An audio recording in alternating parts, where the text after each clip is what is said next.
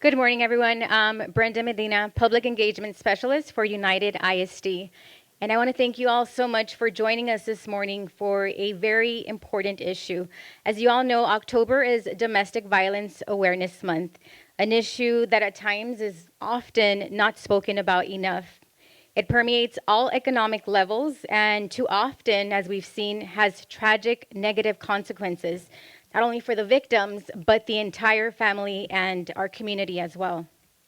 Today, as you can see all around the room, a lot of us are wearing purple, and it's to show a sign of solidarity and to encourage others to join us in being a voice for those who may be too afraid to speak up and stand up for themselves.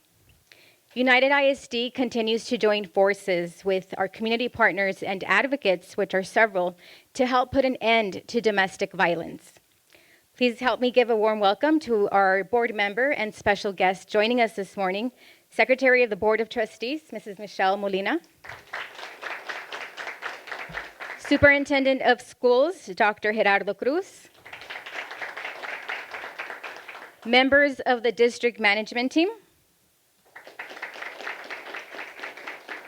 Campus and district leaders.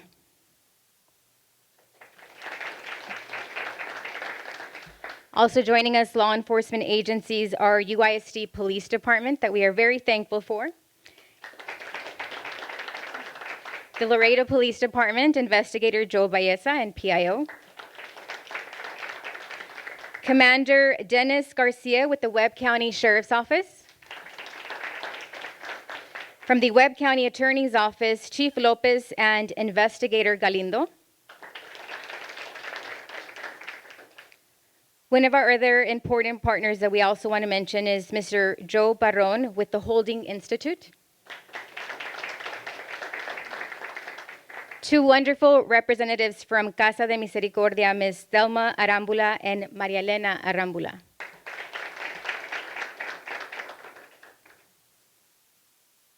We also have a very special guest that we are hosting this morning, Mrs. Edith Terrazas. Can you please stand and be recognized? Thank you so much for joining us. She'll be sharing a very important and impactful testimony with us a little later. At United ISD, many may not see what goes on behind the scenes or how exactly our district helps out and steps in. We have a great support group and staff that helps our students and also their families who are dealing with domestic violence. Dr. Cruz shares more on how we remain committed here at the district. Well, good morning, everyone. As a former educator, I do understand the impact that families go through. It is unfortunate that we have to talk about this, but it's also important for us to know the importance of knowing that domestic violence is real and it does happen. I do have to say here at United ISD, all of our teachers go through specialized training and ways to identify domestic violence, identify when students are in crisis. Kudos to our counseling department for making sure that our counselors are also well versed in the latest strategies to help students cope, and also families who are going through this. Many times during domestic violence, there is always a victim. There is always someone in the household, either the spouse and also the children. The children, research says if we have children who are if their brains are traumatized, they're not going to be learning. So I do want to give a congratulations to all of our students, all of our teachers who help our students day in and day out to cope, and the many strategies that we have here at UISD. Also, as a product of domestic violence, many of our students and families do experience homelessness. Fortunately, we do have a department here, federal programs, who enacts what is called the McKinney-Vento Act. We have persons at the campuses who are able to identify these students and parents and ask those tough questions. Parents and students who are experiencing homelessness, and we do have specialized transportation for those students to make sure that they continue to go to school. So many things are happening here at UISD to prevent as well as to make aware that domestic violence is real.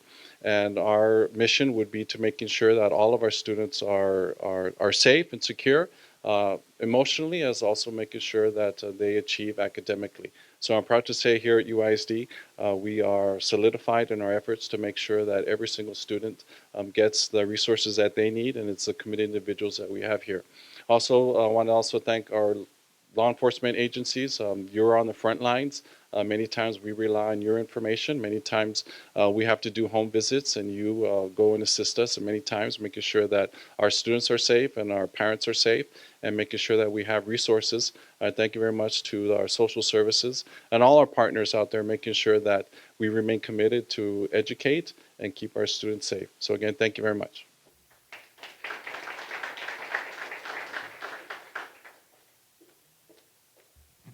Thank you, Dr. Cruz.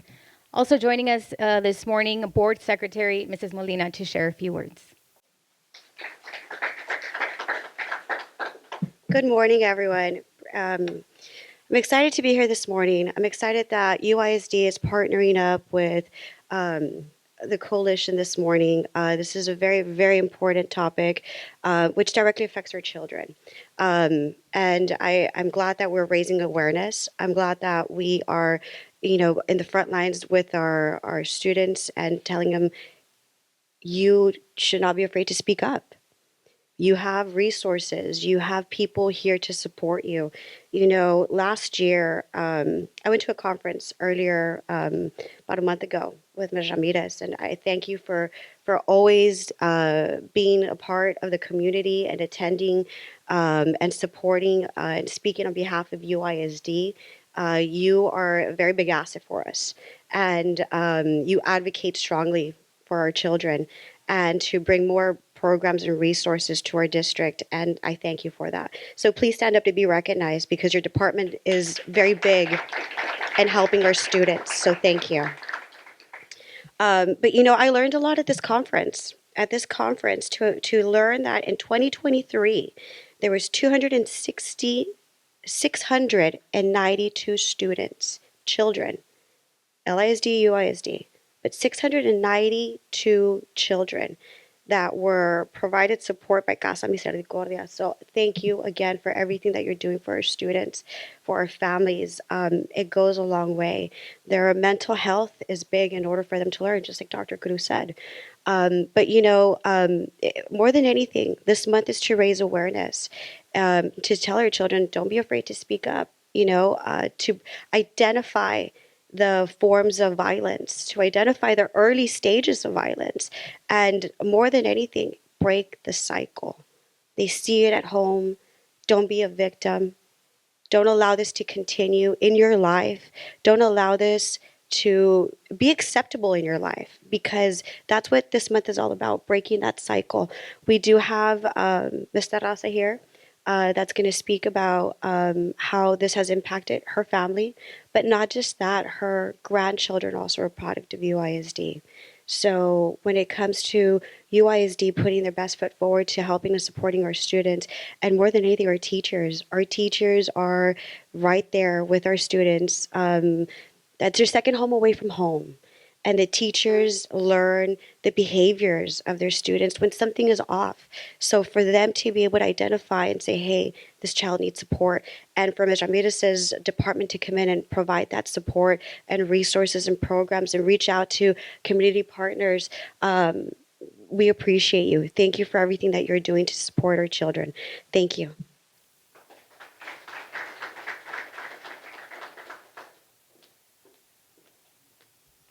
Thank you so much, Ms. Molina. And as you see behind me, as I mentioned, Ms. Edith Terrazas was so gracious to accept our invitation to be here and to share her testimony. The images that you're seeing behind me, shows that United ISD stands with Erica, who right now is still recovering. And as we mentioned, she did graduate from United ISD. She's a mom of two beautiful girls. One of them attends Malakoff and San Isidro Elementary. Her life forever changed, though, this year. And unfortunately, she became a victim of domestic violence. Before we allow Ms. Edith to come up here and speak, we do want to share a slideshow that we were able to put together with some images that the family shared with us.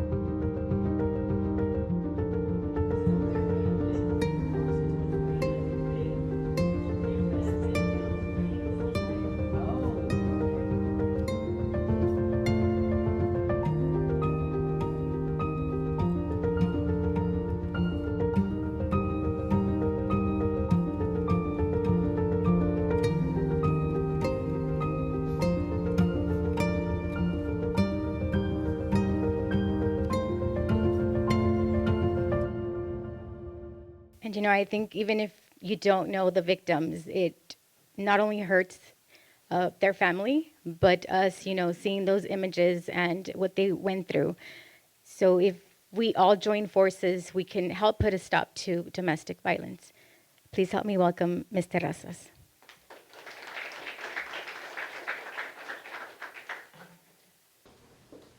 Good morning, everybody. Thank you all for being here and taking time of your busy day. I'm not used to doing any of this, so bear with me. As you all saw the slides and how Ms. Brenda mentioned, my daughter on Saturday, June the 1st of 2024, became a victim of domestic violence. Although we already knew that there was situations at home and everything, she had already taken the step after many times of going and coming back and forth. She had taken that step and moved away. She had been separated from her husband almost a year and had been doing what she could for her and for her girls.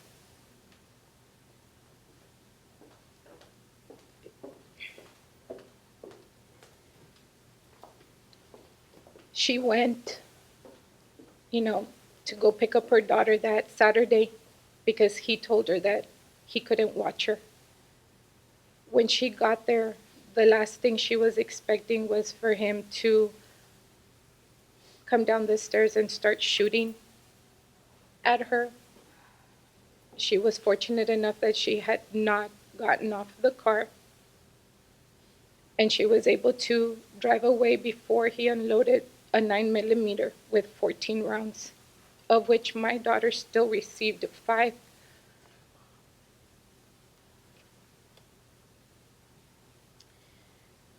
Due to the 5 bullets she did receive, she sustained massive damage to her abdomen and was transported to Laredo Medical Hospital. You never expect to get a phone call that your child has been shot, much less to have to be in the emergency room and have the doctor tell you that they don't think she's going to make it due to the massive injuries that she sustained. Even harder to even picture that her 4-year-old daughter witnessed everything and having to explain to her why her dad did this to her mother. We were so fortunate that between our family and our friends and all the prayers that went out for her, though we were told more than one time that she was not, it didn't look like she was going to make it because she was bleeding out so much. She fought and she pulled through. She was airlifted to San Antonio to University Hospital Trauma Level 1, where she continued a very, very hard and painful couple of months. The first month she was there, she went in and out of surgery every single day. And we didn't know what her outcome was going to be. But like I said, we have a lot of family and a lot of friends praying for her. And God was very good to us. And she pulled through. She's not out of the woods. Every day she fights because she has to deal with the injuries that she has sustained. Her life will never be what it was with her girls. To all of the damage that she had to her abdomen, right now we're still in process of waiting to see that what type of life quality she's going to have. Just alone to take care of her girls, to take care of herself.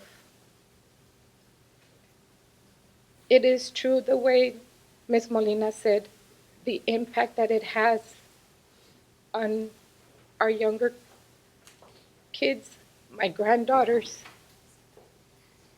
I'm very blessed, have been very resilient, and have been able to move forward and understand that their mom right now cannot be with them because she's having to go through surgeries and therapies and so that she can get better, so she can come back to them.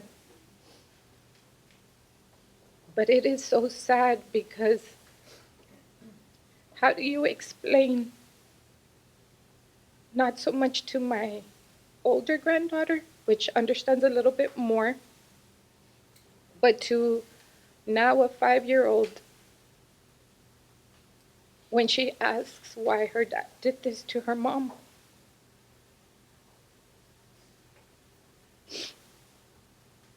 How do you explain to her that she's not going to see him? You know, she understands that he did something wrong, but that's still her dad.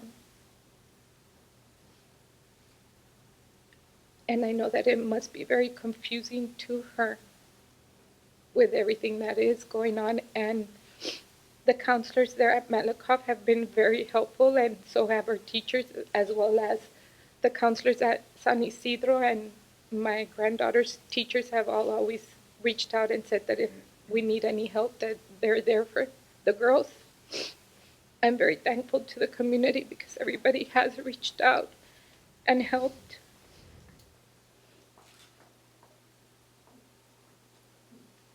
I know that there is resources out there. I know that a lot of people stop and say, why is it so hard for them to leave? Why do they go back? I had front seat to her relationship. I did see how toxic it was. Many times you don't want to involve yourself so much in the relationship because they pull away from you. They don't want to talk to you. They don't want to tell you what's going on because when they reach out to you, they're reaching out to you because they need to vent. They need to talk to somebody. And really what they need is someone to listen to them. Many times they're not going to leave and not come back the first. It'll take them more than once or twice, maybe even 3 times. You know, this happened to my daughter after almost a year that she had been separated from him. You know, it wasn't like she had gone back and then, left and then gone back. No, she had been gone for a year, moving on with her life. You know, and in relationships like this, even though once they've left, it's not easy because they share a child and he still has the right to see her. You know, even right now, with everything that has taken place, yes, the court has granted my daughter a lifetime protection order so that he can never come near my daughter or my granddaughters. But he still has the right because that is his daughter, you know. So even though they leave and they share children, that doesn't mean that everything goes away, even though after they leave. You know, they still have to figure out a way to be able to co-parent a child that they have together. And sometimes in that co-parenting, that, emotional or abuse continues or controlling. In my daughter's situation, because she would go and come and go and come, he figured she was going to cool off and then go back again. You know, it didn't happen that way. So as time progressed and he saw that he was losing control and he had no control and then she's moving on with her life, it made him start spinning out of control even more. You know, my daughter had a lot of people reach out to her and told her, if you were worried or you were scared, you should have called. We would have gone with you. My daughter looks back and reflects and says, no, I am so happy that I didn't take anybody with me. They would have been sitting in the passenger side and they would have probably received more bullets than she would have because all the entry bullets came in through the passenger side. So when she reflects on it, she's glad that she did not reach out to anybody to accompany her. She's so happy that she didn't go and pick up her older daughter prior to going to pick up her granddaughter. I mean, her youngest daughter, because then both of them, who knows what would have happened. I'm not sure which is the best way. A lot of it does start at home.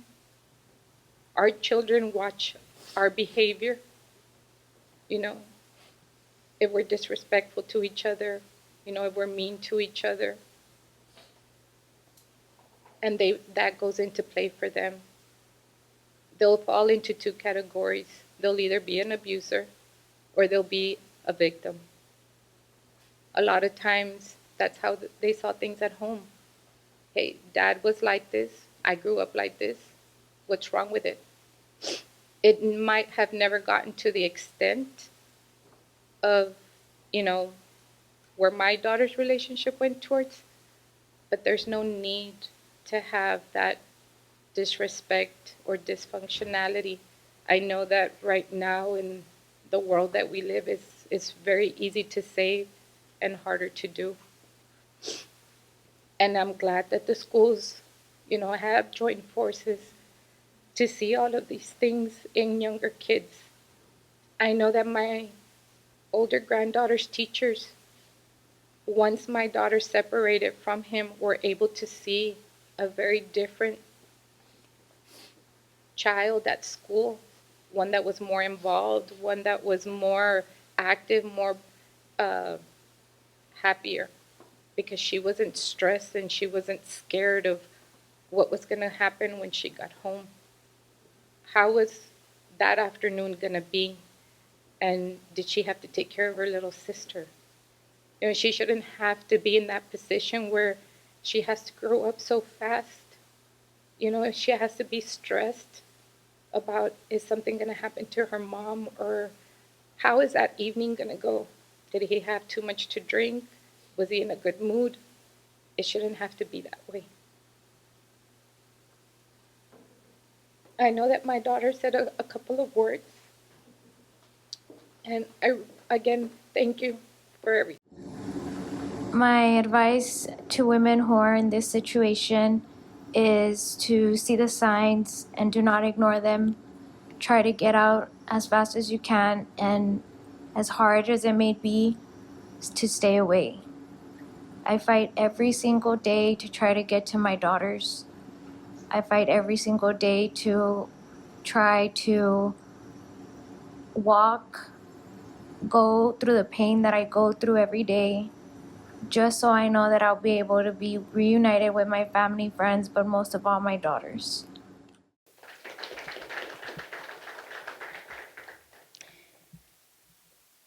A difficult testimony to share, but we are very thankful that you're here and you're sharing this story so that others can know it's not as easy as some people may think it is, to come out of a situation like that.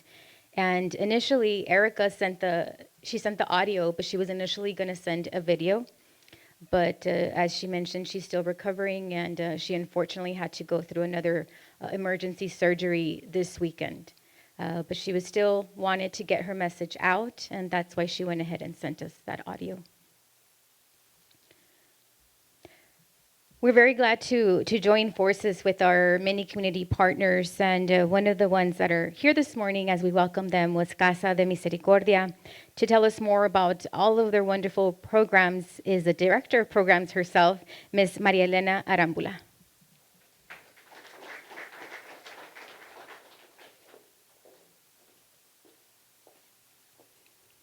Good morning, Erika and Edith. I'm so very sorry for what you have gone through. This should have never happened. But thank you. Thank you for speaking up for bringing your testimony to, so you can bring us together and can realize that there is a lot of work to do, that we are way behind. Domestic violence, including dating violence, is a pattern of behaviors used to gain and maintain power and control over one's partner. Abusers use physical, financial, emotional, sexual, verbal abuse, and violence to exert this power and control over their victims. The effects of domestic violence include physical injuries, chronic health problems, lost wages, homelessness, negative health behaviors, and emotional and mental issues. The mission of Casa de Misericordia is to empower survivors of domestic violence, hold batterers accountable for their actions, and work with the Laredo Webb County community. Casa de Misericordia is the only domestic violence shelter program in an 80-mile radius. I have been journeying with survivors of domestic violence for 23 years, and I can tell you, it does not matter your experience, your knowledge, or how much you think you know. As advocates, we need to concentrate on the individual that we have in front of us, hear their story, give them time to tell their story, and together, advocate and survivor, develop a plan. How do they want to move forward? How will they get from here, where they're standing right now, to where they want to be? And how to do it in a safe way. Safety plan. It is key in their journey to reach their goals. Survivors' needs are diverse, and what works and the resources and options available to one survivor may not work or be available to another survivor. At Casa de Misericordia, we tailor our services to meet the individual needs of our survivors.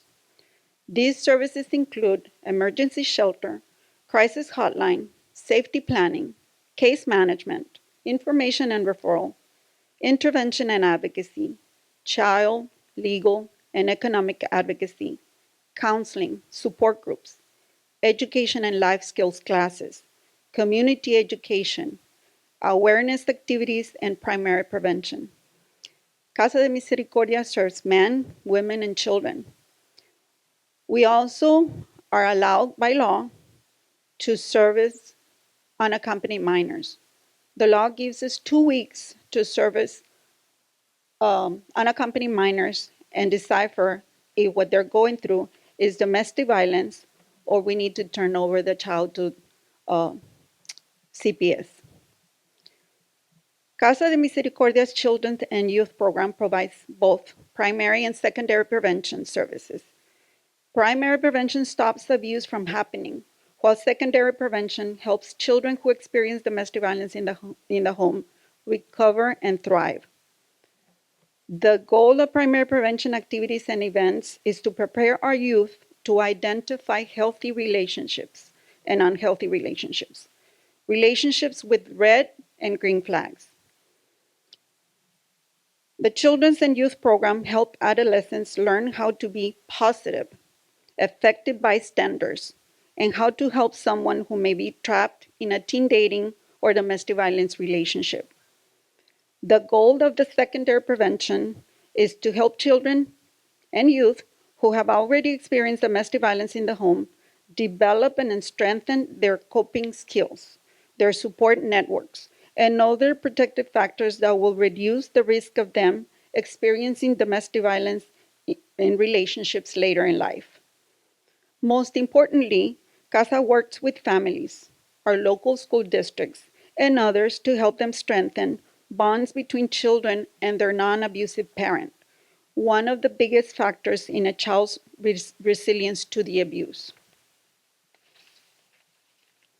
We are immensely proud of the strong relationship that we have with our local school districts, with United Independent School District and other programs in our community. Because of these relationships, our children and youth educational needs are met with little or no interruptions to their activities or education. Lastly, Casa de Misericordia would like to recognize and thank everyone in the federal programs for their collaborations and support in our efforts to serve families and individuals survivors of domestic violence. Thank you.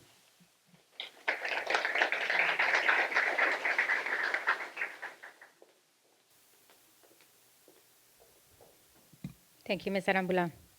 Well, a lot of useful information was provided today. The powerful testimony from Ms. Terrazas. Domestic violence, as we've seen, can be very ugly and sometimes cost somebody's life.